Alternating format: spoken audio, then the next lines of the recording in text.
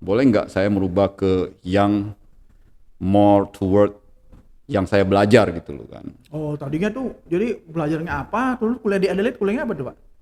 Management Information System, Prof. Management Information Ya, System. sekarang jadi Atau digital business gitu loh, Prof ya oh kan. iya sekarang digital business. Nah, Ya, tapi dulu itu waktu pulang jadi canvassing gitu ya. Itu ya jadi nggak connect gitu. belajarnya itu bener-bener suruh terjun ke lapangan jualan dari pabrik ke pabrik, Prof.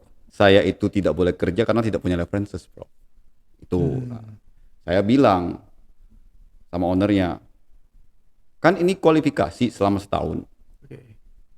Bagaimana kalau mesin saya taruh di sini selama setahun, Anda nggak usah bayar. Karena that is the only way saya bisa jualan ke dia. Oke. Owner itu bangun kaget, dia bilang nih anak muda nantangin saya 1 tahun mesinnya taruh di sini nggak usah dibayar. Ya kapan lagi, Prof? Oh, oke. Salaman gitu loh kan. Jadi Teman-teman, komunitas Trimedia to Sukses ini dibuat untuk Anda, terutama generasi muda, agar Anda yang menjadi bonus demografi akan lebih sukses ke depan, jadi lebih berhasil, belajar dari pengalaman orang lain, sehingga Anda tidak perlu mengalami yang kejadian-kejadian kurang baik. Ya.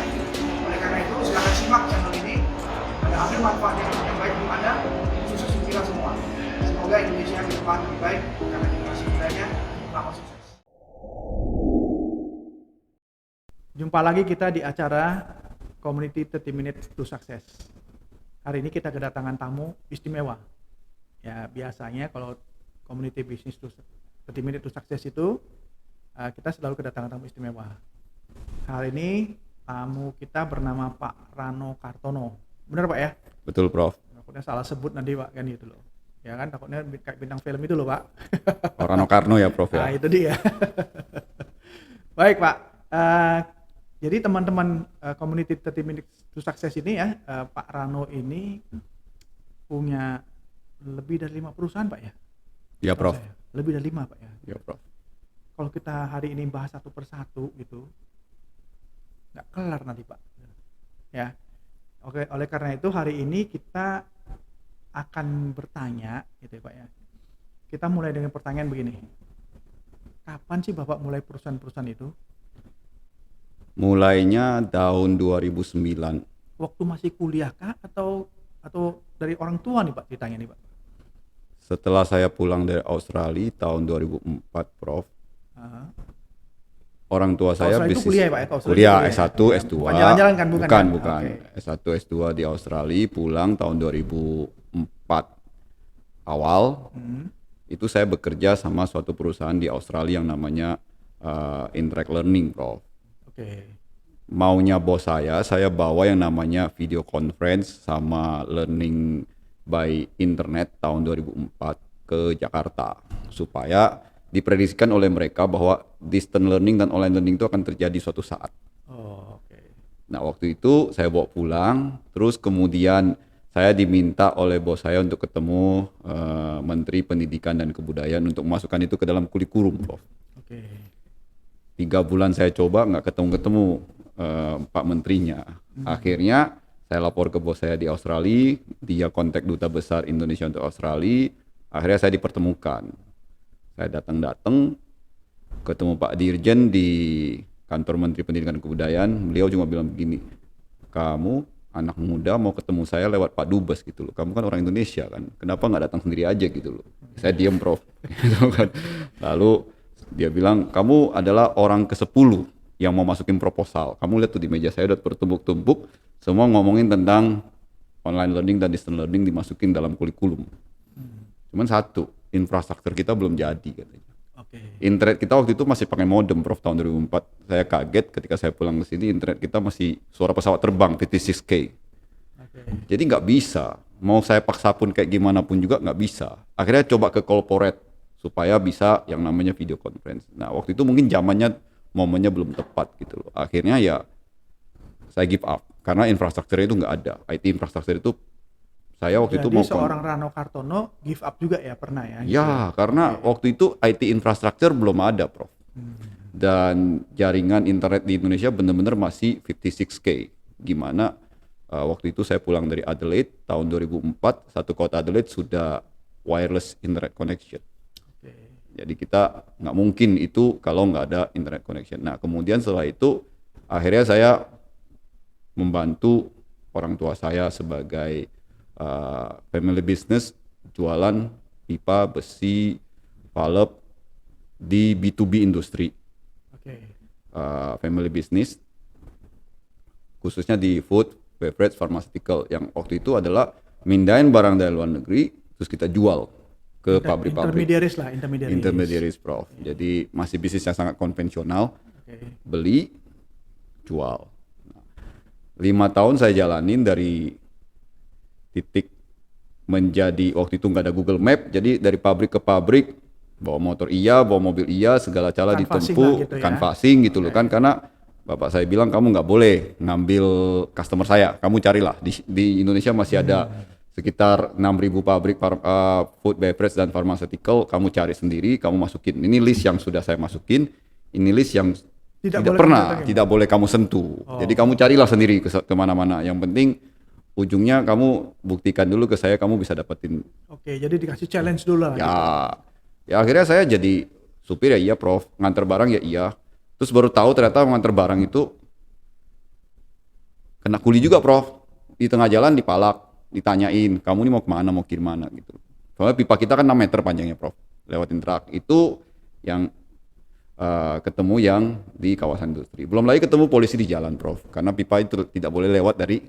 Ya, nanti bisa kena itulah. Jadi artinya bisa ditilang dan sebagainya. Ya, gitu. akhirnya 1-2 tahun itu saya menjalankan. Saya bilang sama orang tua, boleh nggak saya merubah ke yang more toward yang saya belajar gitu loh kan. Oh, tadinya tuh jadi belajarnya apa? Terus kuliah di Adelaide kuliahnya apa tuh Pak? Management Information System, Prof. Management Information Ya, System. sekarang jadi digital business gitu loh, Prof. Ya kan. Iya, sekarang digital business. Ya. Tapi dulu itu waktu pulang jadi canvassing gitu ya. Ya, jadi connect gitu. belajarnya itu bener-bener suruh terjun ke lapangan jualan dari pabrik ke pabrik, Prof. Nah, waktu itu saya mikir, saya lulus S2 dari luar negeri, jabatannya sudah sales manager di perusahaan yang disuruh jualan video conferencing. Tiba-tiba itu kan berat Prof. Banding setir. Iya, berat tuh, valve, elbow, terus pipa potongan-potongan gini saya tenteng dalam tas Prof. Udah kayak salesman, dorong pipa, tarik pipa dari pabrik, kadang-kadang ya bukan kayak salesman, memang salesman. memang salesman udah gitu Prof. Jadi dari ujung ke ujung saya tarik itu tas sampai ke dalam. Saya pernah Prof ke salah satu pabrik, itu saya disuruh bolak-balik 5 kali Prof. Melewati satpam, melewati resepsionis, sampai ketemu purchasingnya. Ujung-ujungnya purchasingnya bilang dia lagi sibuk, jadi balik lagi besok. Begitu bolak-balik. Ya akhirnya ya namanya juga usaha, akhirnya ketemulah yang disebut dengan dari hampir 200-300 pabrik makanan minuman yang saya jalanin, akhirnya nyangkut 30 gitu. Dapat. Dari 200-300 dapat 30. Dapat 30. 10% lah kira-kira ya, 10%. gitu. Itu pun saya harus memutar otak bagaimana saya bisa ketemu purchasingnya. Karena zaman dulu tuh nggak ada yang namanya Google, nggak ada yang namanya. Dulu kan saya bisa cari purchasingnya A apa, kan keluar namanya Prof. Dulu nggak ada, harus telepon ke resepsionis, tanya purchasingnya siapa namanya, terus resepsionisnya tanya mau ngapain, segala macam lah gitu loh Prof. Saya lakukan, mulai dari naik motor sampai naik mobil, sampai akhirnya diketemukan gitu loh Prof. Itu awal mulanya waktu membantu orang tua. Nah tahun 2008 saya bilang, Pak, kalau saya begini terus, adik-adik kita akan pulang nih. Saya anak pertama, punya 5 bersaudara. Mereka akan mengikuti jalur saya dan nggak mungkin kita 5-5-nya cuma jualan kayak ginian gitu. Betul. Nah, 5 tahun saya melihat kayak begini, tahun 2009. Yang ada di kepala saya waktu itu adalah mindahin barang dari luar negeri, tapi tidak bentuknya itu pipa yang tidak ada value added, Prof. Kan sekarang cuma tidak ada value added. Akhirnya saya mesti memindahkan suatu mesin yang saya tahu karena 5 tahun di industri minuman farmasi itu, bahwa di Indonesia ini ada suatu tren yang disebut dengan CGMP, Current Good Manufacturing Practice, oleh Badan POM. Di saat itu pabrik farmasi disuruh tutup karena mereka itu masih pakai pipa timbalnya gitu. Ya, yang ada PVC, karbon dan segala macam, dan yang diinginkan itu adalah yang murni stainless steel yang for looping yang sesuai dengan standar kalau di Indonesia itu cara pembuatan obat yang baik dan benar. Nah, akibat dari regulation itu berarti kan ada opportunity buat saya gitu, Prof. Oke. Tidak lagi cuma jualan pipa, tapi saya selama 5 tahun ini melihat bahwa pipa-pipa itu ternyata saya lagi mikir ini.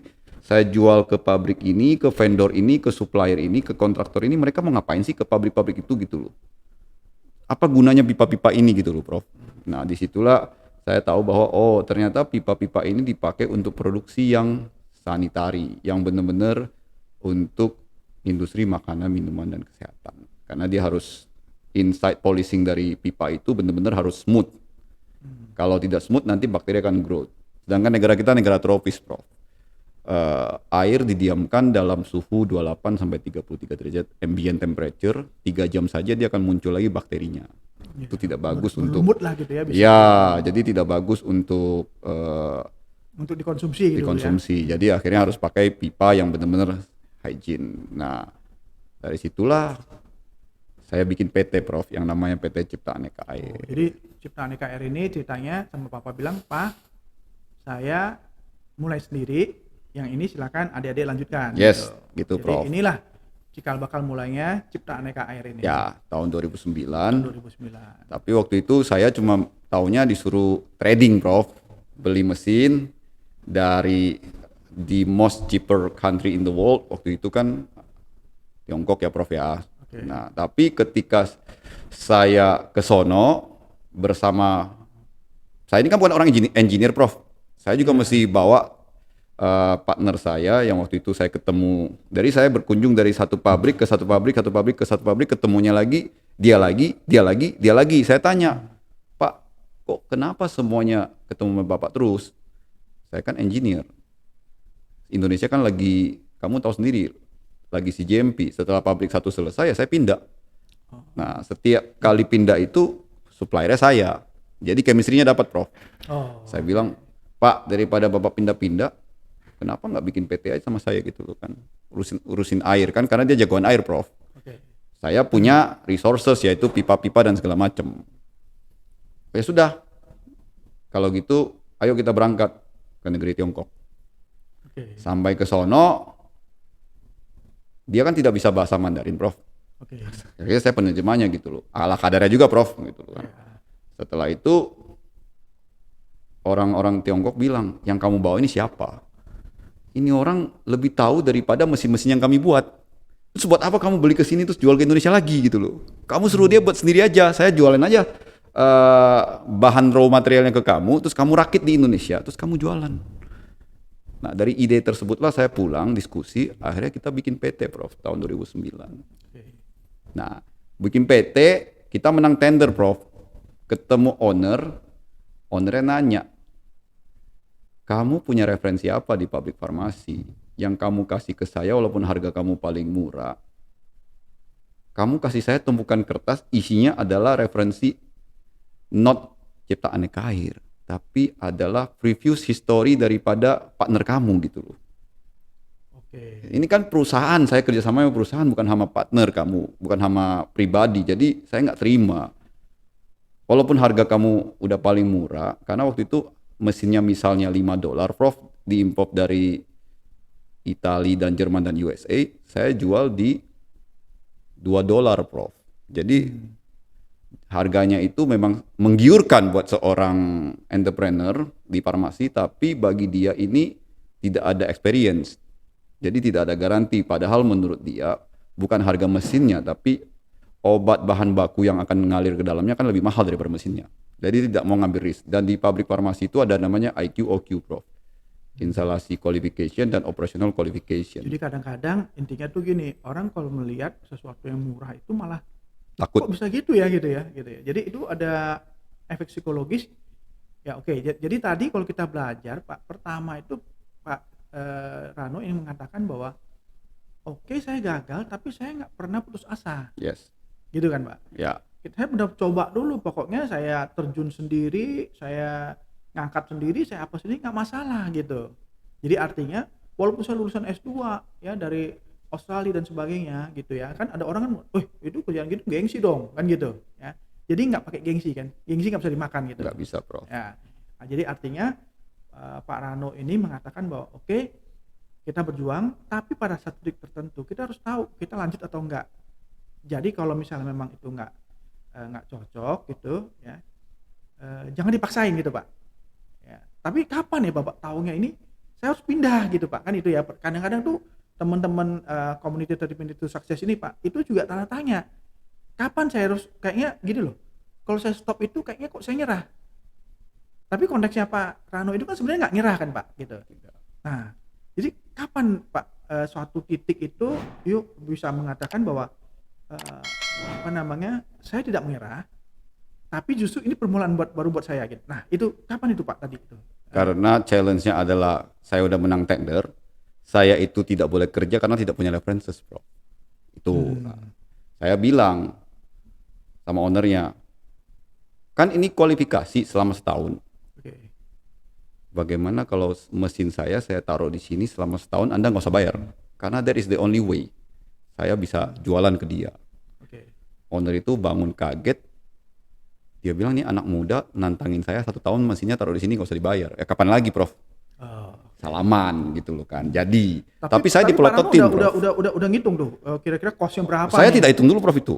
Nggak hitung. Karena saya tahu kalau saya nggak kasih trial 1 tahun, saya nggak mungkin. Soalnya beberapa dari pabriknya gitu. beberapa pabrik farmasi strict banget terhadap referensi ini gitu. Itu pasti Prof. itu. Ya, karena mereka kan orang, gitu. Ya, betul, Prof. Kan ada instalasi qualification dan OQ yang selama setahun. Ya. Saya waktu itu punya pemikiran, masa saya udah 5 tahun bergelut di sini, saya punya engineer, saya udah sampai ke negara Tiongkok belajar barang murah, masa saya tidak bisa mendapatkan satu referensi saja gitu, Prof. Dan waktu itu pabrik yang saya masukin tuh top 5, Prof, di pabrik farmasi. Jadi saya bilang begini sama ownernya salaman sama saya bilang, tar dulu Pak, sebelum saya salaman saya punya satu request. Waktu itu juga saya nggak tahu itu dari mana datangnya, cuman saya langsung bilang aja request saya satu. Setelah saya berhasil, setelah setahun itu, saya minta satu surat. Kata Bapak kan saya nggak punya surat kan. Saya mintalah satu surat yang menyatakan bahwa PT Cipta Aneka Air berhasil install purified water machine di sini. Yang lain saya nggak minta gitu. Oke anak muda, semangat kamu luar biasa, salaman kita. Oke. Salaman. Jadi benar-benar dia nggak bayar juga gitu? Nggak bayar, Prof, selama 1 tahun. Nah, ya kadang-kadang kan saya keluar, iya. Oke saya akan bayar tapi sekian persen Betul. saja. Enggak, dia accept challenge saya, Prof. Okay. Saya tukar dengan 1 lembar surat gitu loh, Prof. Okay. Nah, saya keluar, saya diomelin, Prof, sama partner saya. Iya kamu kan? Kok nggak diskusi dulu sama saya, nggak ngomong apa-apa, tiba-tiba kamu salaman gitu loh kan. Saya bilang, Pak, ini namanya sense of entrepreneur gitu loh. Saya kalau diskusi lagi sama kamu itu namanya keraguan gitu loh kan. Itu namanya kita ragu-ragu. Udah langsung saja pikirkan belakangan, yang penting saya dapatin resume references dulu dan saya dapatin dulu yang namanya pengalaman kerja karena kita udah mencoba beberapa kali. Waktu itu taruh satu mesin itu kan biayanya cukup besar Pak ya. Ya. Partnernya kan merasa ikut keluarin duit kan gitu mungkin ya. Atau gimana Pak? Dia partnernya itu kan saya ajak itu adalah sebagai share profit ya, Prof. Jadi dia nggak keluar duit. Cuman yang dia bingung, kamu kok berani banget anak muda gitu loh, nggak tanya saya, nggak diskusi. Karena saya masih muda kan gitu. Iya, saya masih muda gitu loh kan. Dan kita juga mulai dari titik nol kan, Prof. Kalau misalnya gagal ya mungkin ditutup aja PT-nya kan, Prof. Saya gitu kan, Prof. Ya, cuman tapi tentunya pasti pertimbangannya sudah pasti ada saya hitung-hitungan, Prof. Hitungan saya satu, orang tua saya punya pipa, punya fitting dan segala macam. Masa saya anaknya ngutang 1 tahun nggak boleh, Prof, gitu kan. Jadi saya udah mikir. Jadi penting juga memanfaatkan network. Betul. Jadi saya udah hitung semuanya. Akhirnya saya salaman. Nah, singkat cerita ya kita pasang, Prof, dan jalan gitu loh, Prof. Satu kertas itu udah saya udah bangga. Tapi kan gini Pak, in between setahun itu ya kan, setahun itu kan kita nunggu suratnya nih. Ya. Kan nggak mungkin diem dong. Betul, saya karena udah dapat PT itu, dia bilang tunggu setahun surat, ya saya foto, Prof. Ini saya lagi kerja di PT ini, saya kerja PT ini, terus saya bawa ke PT selanjutnya. Jadi walaupun belum ada suratnya, kasih orang lihat fotonya gitu. Betul gitu loh, Prof. Kasih lihat SPK-nya lah, Prof, minimal. SPK gitu kan. Ya, gitu. SPK-nya saya tutup amount-nya, saya pertunjukkan kemana-mana. Surat perjanjian kerja ya? Ya, surat perjanjian kerja gitu loh. Karena kan bisnis saya B2B ya, Prof, harus ada PT to PT ya. Ya sudah. Saya jelaskan ini Pak, karena teman-teman community 30 Minutes to Success ini Pak, ini dari berbagai kalangan. Iya, sehingga iya. nanti ini menjadi nggak salah nih. Gitu Betul, ya. betul. Oke, lalu setelah dapat itu fotonya itu malah sudah dapat order sebelum dia kasih surat referensi gitu Pak? Betul, Prof. Oke. Dan akhirnya setelah dapat referensi, ya sudah, Tapi Prof. di SPK itu tertulis Pak, bahwa itu biayanya gratis gitu, nggak tertulis? Oh enggak, dia ada amount-nya tetap, Prof. Cuman ada maunya. TOP-nya juga jelas. Oke. Cuman saya nggak dibayar aja, Prof. Secara administrasi. Oke, jadi artinya tetap itu bisa berlaku lah kan gitu. Betul, sebagai- karena saya udah kerja kan, mulai Ya, bekerja di oke. proyek itu dan Jadi segala sebelum macam. setahun itu mungkin Bapak udah dapat berapa ini juga dong, berapa orderan atau berapa instalasi gitu ya di pabrik lain. Ya, betul, Prof. Nah dari situ Tambah lagi untungnya- referensi. Ya untungnya itu ya karena dia kan top 5 kan gitu. Betul. Jadi dari situ itu dapat kemudian ya nutupin cost itulah kan gitu ya. Betul, Prof. Bahkan udah untungan gitu ya. Anggap aja saya pasang iklan dulu lah, Prof. Ya anggaplah misal Marketing cost, Prof. ya anggaplah beli 5 gratis 1 gitu Ya, Pak gitu ya. ya, Jadi yang ya. satu ini buat dia gitu, yang 5-nya Betul, orang bayar gitu. Betul. Nah, Oke. dari satu itulah. Menarik nih ya teman-teman Betul. community 30 Minutes to Success ini. Jadi Pak Rano ini pertama adalah bahwa dia orang yang artinya kalau ingin sukses itu jangan gengsian, berjuang, tapi tahu kapan harus memulai sesuatu yang baru. Gitu ya. Dan memulai sesuatu yang baru itu juga penuh perhitungan, resources-nya bagaimana, networking-nya dipakai, tapi jangan ragu-ragu untuk meyakinkan orang gitu ya. Jadi begitu dapat keyakinan orang, jangan lupa keyakinan itu digunakan untuk referensi berikutnya gitu Pak, kan gitu ya. Betul. Tentunya dengan niat tidak menipu kan Pak, kan memang itu semuanya ada kan Betul, gitu. ada, Prof. Ya. Nah lalu setelah itu Pak, setelah dapatkan order-order yang lain itu setahun lewat Pak gitu. Setahun lewat, berhasil.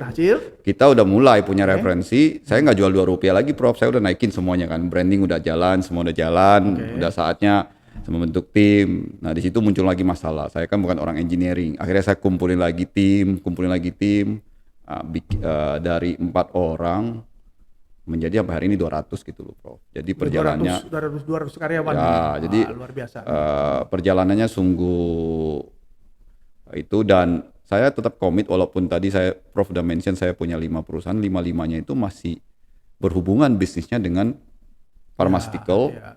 Saya dengar ada transportasi dan betul. sebagainya, tapi saya mau bahas itu dulu Pak. Betul. Jadi karena saya punya waktu cuma setengah jam betul. Pak, untuk menuju sukses di akhir ya. Jadi menurut saya sebagai pengusaha satu pisau cukup tajam cukup dulu, Prof. Setelah tajam, Oke, jadi fokus ya. Iya. Fokus. Oke, berani, fokus, penuh perhitungan Betul. gitu ya. Artinya memang sih saya kasih dia gratis, tetapi akibat referensi dia saya dapat banyak gitu. Ya dah. Tapi tentunya waktu Bapak dapat referensi artinya kasih orang gratis itu Pak Rano juga percaya dong orang ini memang layak dipercaya kan gitu. karena perusahaan dia multinasional, Prof. Oh. Untuk dapat nama di Iya, situ agak susah, Prof. Ya, jadi artinya kalau sampai dia nggak memenuhi janjinya, malah yang jelek dia bukan Pak Rano gitu kan Iya, gitu ya. Karena ada SPK kan, Prof. Iya. Kita kan bekerja ada SPK, tentunya ada legal dan kontrak yang jelas gitu kan. Oke.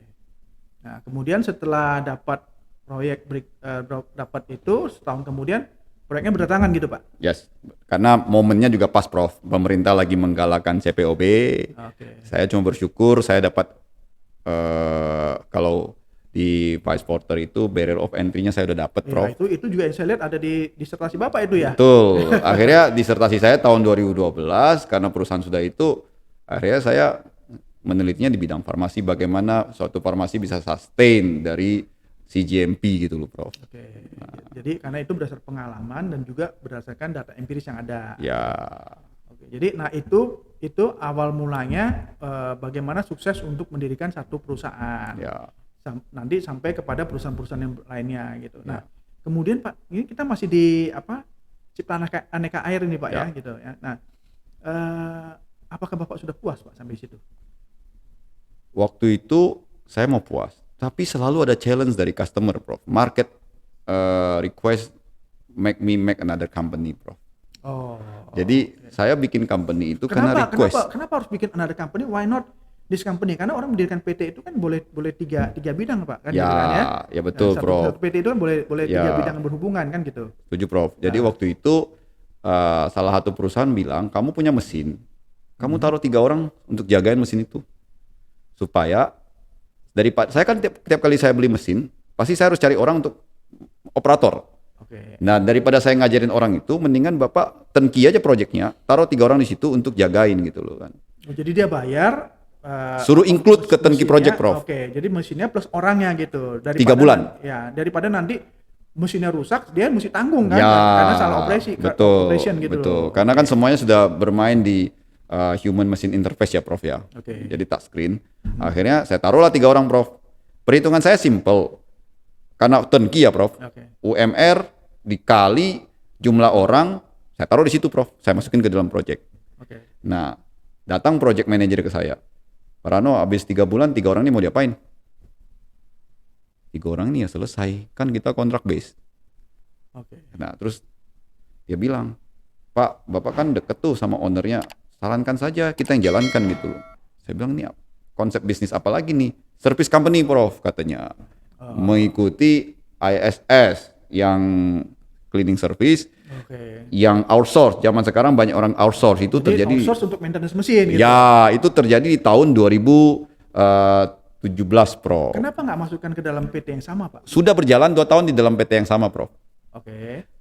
Pas di dalam PT yang sama, ternyata nggak boleh di Indonesia itu outsourcing company, service company itu ada izin. Ya, karena gini, kalau Pak Rano jadikan itu sebagai Main company, ini divisi cost-nya yang tinggi. beda. Nah, cost-nya tinggi kan jadinya gitu. Selain cost-nya Selain tinggi, dan itu nggak boleh. nggak boleh ada izin. Ya, karena itu bidang yang berbeda. Bidang yang berbeda, satu pabrikan, karena yang satu tenaga kerja. Ya, jadi siupnya beda, Prof. Oke, jadi artinya Pak Rano ini mengatakan bahwa the next step is when it's required, then you have to do that, gitu kan, Ya. gitu ya. Jadi artinya karena memenuhi semua ketentuan yang tadi, berdirilah perusahaan yang lain. Betul. Kan gitu. Ya, tetapi cikal bakalnya tetap Betul. Cipta Aneka Air. Gitu. Jadi namanya Cipta Aneka Service, Prof. Nah, sekarang itu aneka service. Ya, Oke, karena memprovide orang, akhirnya kontrak-kontrak saya yang sudah lama saya tawarkan kembali. Ini saya udah punya perusahaan nih.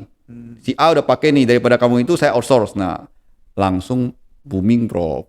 Langsung punya 40 kontrak langsung begitu berdiri, Prof. Oke. Jadi langsung kita karena punya. mereka juga berpikir mereka lebih hemat kan gitu. Daripada nyari orang lain yang nggak ngerti kan, Prof. Dan juga nggak risiko nggak di tangan mereka kan gitu. Tuh. Jadi outsource. Kan zaman sekarang lagi seneng-seneng outsource, Prof. Oke. Karena memang ketentuan itu waktu itu juga pas itu sudah ada kan gitu. Betul. Nah, setelah outsource, saya mikir market need lagi, Prof.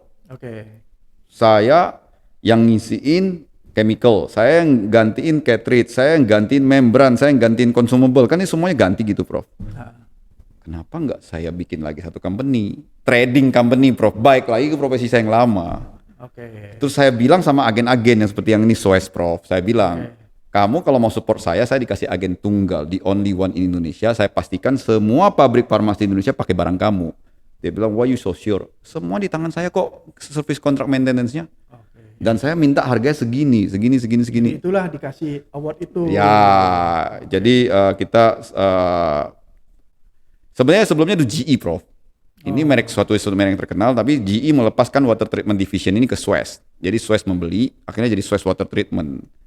Nah, akhirnya kita berdiri lagi perusahaan ketiga, serve marketnya juga sama. Trading. Kalau yang satu lagi, Pak, ini apa nih? Penghargaan apa ini? Yang terakhir ini adalah kejutan. Itu adalah joint venture dengan salah satu perusahaan BUMN terbesar di Thailand, yaitu PTT. PTT Group gitu loh. Nah, kalau itu ceritanya itu networking juga, Prof. Iya. Ada peraturan dari pemerintah bahwa siapapun yang ke Indonesia mau bikin pabrik ataupun PT, dia harus berkolaborasi dengan lokal partner. Oke. Nah, akhirnya singkat cerita, dapatlah saya sebagai lokal partner mereka karena saya sudah punya kerjasama dengan beberapa company dalam perjalanan waktu itu. Ada Japanese company, ada Korean company dan segala macam. Mereka melihat itu, akhirnya saya dikasih joint venture. Oke. Jadi kalau menurut Pak Rano nih, Pak ya, apa yang Pak Rano hasilkan selama ini?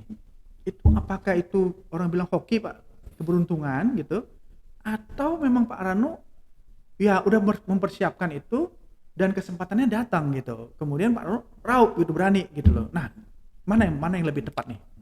Saya bilang ada 3, Prof. Oke. Apa itu, Pak? Yang satu faktor luck. Ada juga tetap faktor luck di situ. Tetap di situ faktor luck. Kedua ada blessing dari Tuhan, Prof. Oke. Ya, Dan oke. yang tiga, semuanya timingnya tepat, Prof. Kalau gitu tiga-tiganya sama aja dong satu Pak. Timingnya harus tepat, Prof. Oke, So, oke. kalau sekarang orang nanya, kalau saya bikin perusahaan yang serupa sama kamu bisa nggak? Ya nggak bisa, Badan POM-nya udah nggak tutup pabrik lagi, Prof. Oh, oke, oke, oke. Jadi artinya Pak Roni mengatakan bahwa pertama you harus perseverance lah gitu. Artinya tuh pantang menyerah, tapi di satu titik tertentu harus tahu kapan pindah kan Ya, gitu. Ya toh?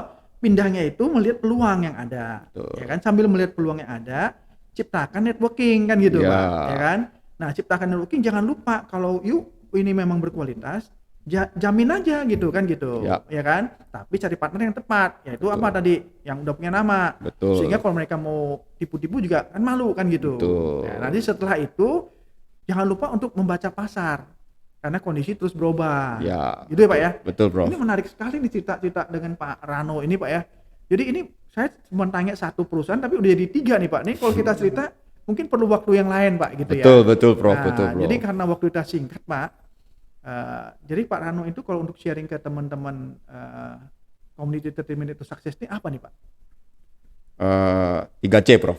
Oke. Bisnis itu harus cuan, Cuan ya. tapi kita harus cincai. Harus cincai. Cincai itu Ya. artinya rela memberi, rela inilah Pak gitu ya. Ya, dan satu lagi cengli, Prof. Oh, masuk akal. Betul. Jadi jangan digetok juga, Prof. Lagi nggak ada barang digetok gitu, Gitu ya. Prof. Jadi nggak ada barang ketok-ketok malah besok-besok kalau ada pesaing yang lain dia nggak Ya. cari kita lagi gitu Betul. ya. 3C ini nggak ada di kampus, Prof. Iya, tidak. Oh, artinya ya itu balik lagi ke pengalaman. Betul. Gitu. Jadi mungkin itu turun dari orang tua dan Betul, sebagainya betul, gitu betul, ya. Prof. Gitu. Ya. Tapi ini setelah dibagi 3C di sini tentunya teman-teman community 30 Minutes to Success ini sudah dapat banyak nih.